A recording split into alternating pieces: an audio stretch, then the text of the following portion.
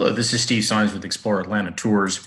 I'm going to give you a quick tutorial on how to use the interactive maps that are on this page on the ExploreATL website on a page called Interactive Maps. And to get here, by the way, you simply go to the Explore menu item there at the top and go down to Tour Maps and click on that link. And that opens this page that says Interactive Maps at the top. So let me orient you to the page, let you know what's on here, and then we're going to look at a couple different maps, and I'll show you how to get the most out of these interactive maps. But as you can see, there's a little introduction at the top here. These are, I'd say, I don't know, there's probably 200 plus tours that I've designed in this map app. It's called My Maps. It's a Google app. If you should be able to open these maps in any operating system, including mobile devices. But if you do use an Android device, there's actually an app called the My Maps app, which you may want to download, and you can view the maps there as well. Again, if you don't have an Android, you should still be able to open the maps in any browser or map app. So the other thing that's interesting about these maps, if you're out in the field, so for example, let's say you want to take a ride, a bike ride, or a walk along one of these tours, you simply open the map, make sure your location finder is on, and then you'll be able to actually track where you are on the map. So let's say you're driving or you're biking along, you have one of those holders for your bike. You can actually see where you are on the map with your location finder. So you can actually follow one of the routes on these maps. So that's kind of handy if you're out in the field. So feel free to use these maps. I'm going to show you how to share them in just a minute. Once we open a few of them, you can share them. You can even embed these on a website, and I'll show you how to do that in a separate video. Anyway, let's scroll down and take a look at what you have here. I've categorized these because some of these are biking tours or bike tours. Some of them are driving tours. Some of them are walking tours. And some of them are just informational maps that I've created. And I'm creating new maps all the time just to show people different types of information. Sometimes it's easier to view information on a map so you can kind of get the context for the information, or juxtapose the location of something you're familiar with something that you're not familiar with. And that's kind of a neat way to view data and view different items on a map. So these are the different categories. You can see them right here. You can scroll down. There's lots of them. I've done probably 350 tours over the last 5 years. I don't have a map for all of them, but I'd say probably 2/3 of them I did create these maps. So that's what all these different tours are. So you can look through here. I'm going to jump to one of the maps and open it up and show you how these maps work, because there's a lot more information in the maps themselves than you maybe realize. So let's take a look at them. There's one under informational maps that I'm going to go to first. It's called Proctor Creek / Westside Park Exploration Map. So I've already got that open. So if you'll just go with me here to this next tab, this is when you click on that link on the website, it's going to open up a page that looks like this. Okay, this is what the map looks like when you open it. And this is in Google. So this is just the Google Chrome browser app on my PC. This is a laptop, and you can see for yourself what this looks like. And it should look pretty similar on any browser. So the first thing I want to point out is on the left over here is the legend, right? So the description here is in the little gray area at the top there. If you click on that, you'll see that is a description that I've added to this. There's some links there to some different things.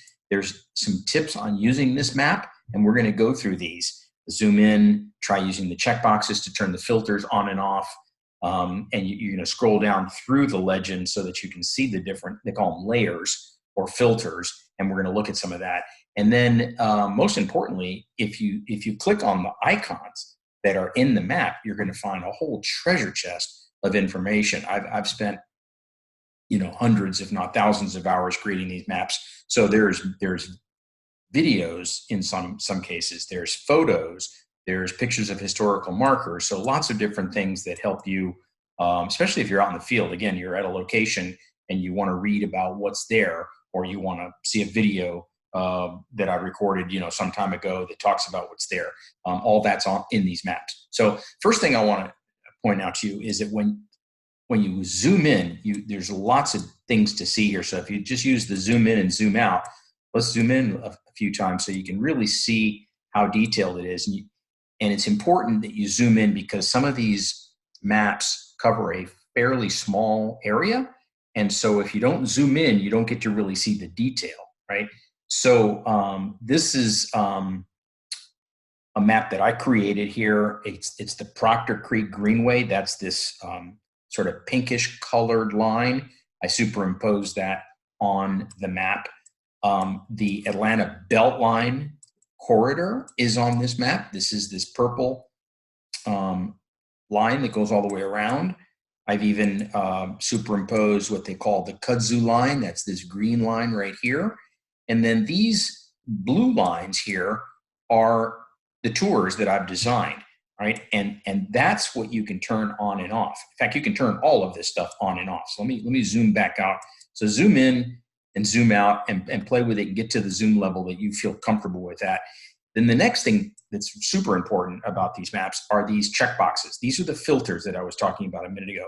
When you check them, they turn them on or off. So if you check them, if it's unchecked, it turns it off. Like watch what happens here when I check, this is Route 3. I'm gonna uncheck it, watch what happens to the map. Gone, right? The video, let's go scroll down a little bit more. This is the video filter. I'm gonna uncheck that. They're gone. Atlanta Beltline corridor, gone. I've literally unchecked everything so the map is completely blank. So play with it, and what you've noticed in some of these maps, I've created like several routes. In this case, I've designed 5 different bike routes, and you can see the mileage. So Route 1, let's see what it looks like.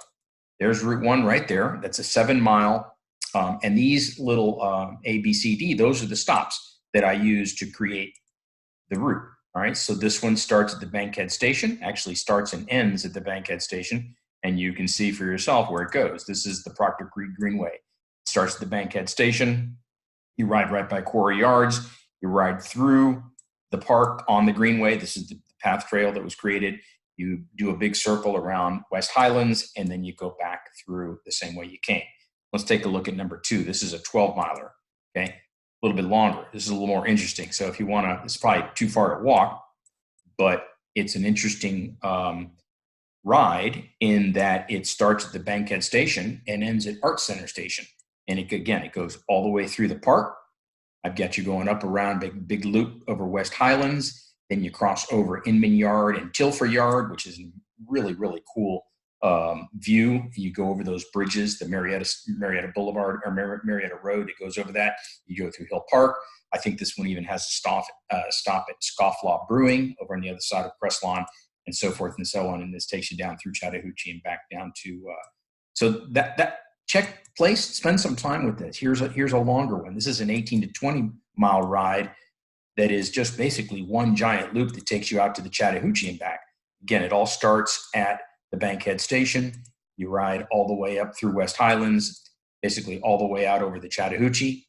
What's interesting about this one, if you go back up here and hit the videos, and the videos, this was a tour. You can see that the videos are on this particular route. So when I recorded all these videos a couple of years ago, I actually did this route. I rode this on my bike. And so if you click on, let's see what happens when we click over here. I think this is the confluence. You click on this icon, the video icon, and it opens up a video. All right, so you click on the thing, and there is the video that I recorded. This is called The Confluence of the Proctor Creek and Chattahoochee River. And what I did was, as I rode by there, I videoed where the Proctor Creek flows.